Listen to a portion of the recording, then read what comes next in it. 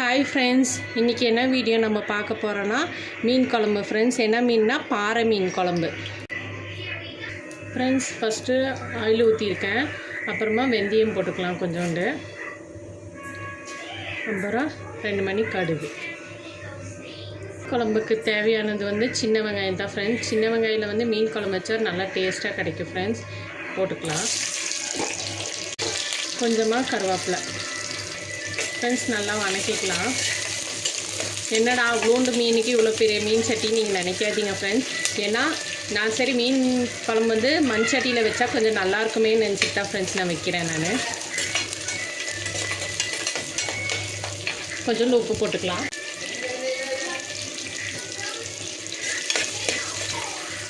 வெள்ளை வெங்காயம் போட்டுக்கலாம் கொஞ்சோண்டு, உங்களுக்கு தேவைக்கு எப்படின்னு. ஆனால் பூண்டு போட்டிங்கன்னா நல்லாயிருக்கும் ஃப்ரெண்ட்ஸ். இந்த டைமில் நம்ம அரைக்கிறது என்னென்னா நம்ம ஃப்ரெண்ட்ஸ், பூண்டு எடுத்துக்கோங்க,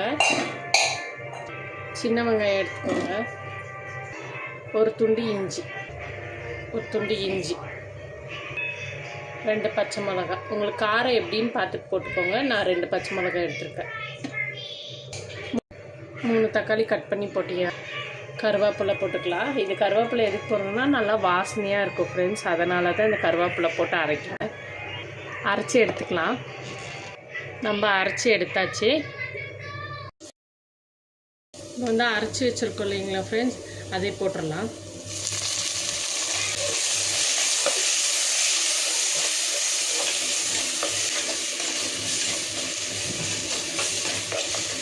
தேவையான அளவு மஞ்சள்தூள், 1 ஸ்பூன் மிளகாத்தூள், மல்லித்தூள் 2 ஸ்பூன்,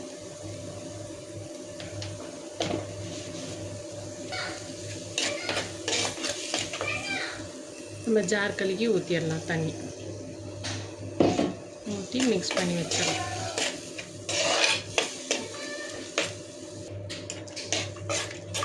கொஞ்சம் தண்ணி ஊற்றி மிக்ஸ் பண்ணியிருக்கேன் ஃப்ரெண்ட்ஸ். கொஞ்சம் கொதி வரட்டும்.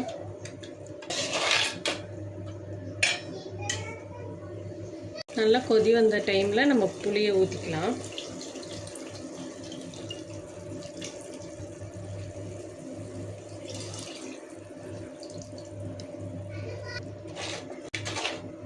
தேவையான அளவு உப்பு போட்டுக்கலாம்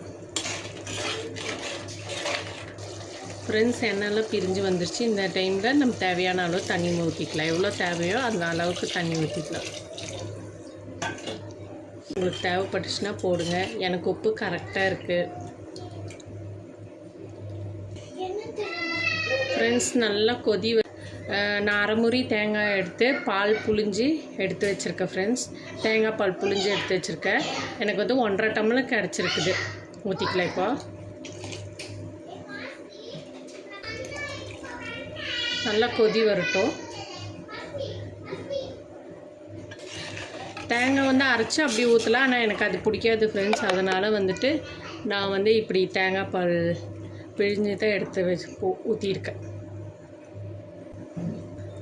நல்லா கொதி வந்துருச்சு ஃப்ரெண்ட்ஸ். எண்ணெய்லாம் பிரிஞ்சு நல்லா வந்துருச்சு.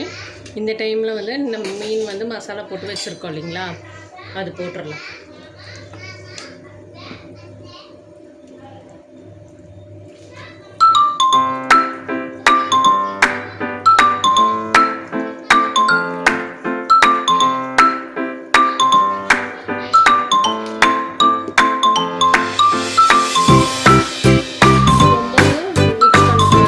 லைட்டாக தான் மிக்ஸ் பண்ணணும்.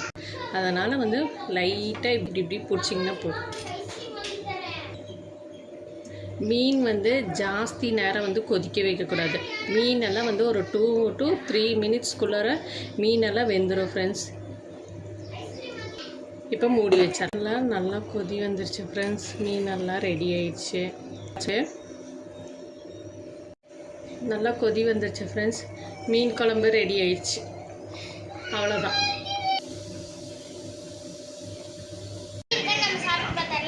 மீன் ஃப்ரை அப்புறம் மீன் குழம்பு சாப்பாடு எப்படி இருக்குன்னு நம்ம சாப்பிட்டு பார்த்தரலாம். இதை எடுத்துட்டு கொஞ்சம் வச்சுட்டு இந்த குழம்பு மீன் எடுத்துக்கலாம். கொஞ்சம் குழம்பு மீன் எடுத்துட்டு கொஞ்சம் சாப்பாடில் வச்சுட்டு சாப்பிட்டு பார்த்தரலாம்.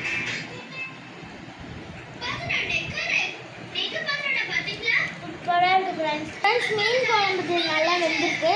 அப்புறம் இதுவும் நல்லா கிறிஸ்பியாக கிடச்சிருக்கு ஃப்ரெண்ட்ஸ் நம்மளுக்கு. இந்த வீடியோ உங்களுக்கு பிடிச்சிருந்துச்சுன்னா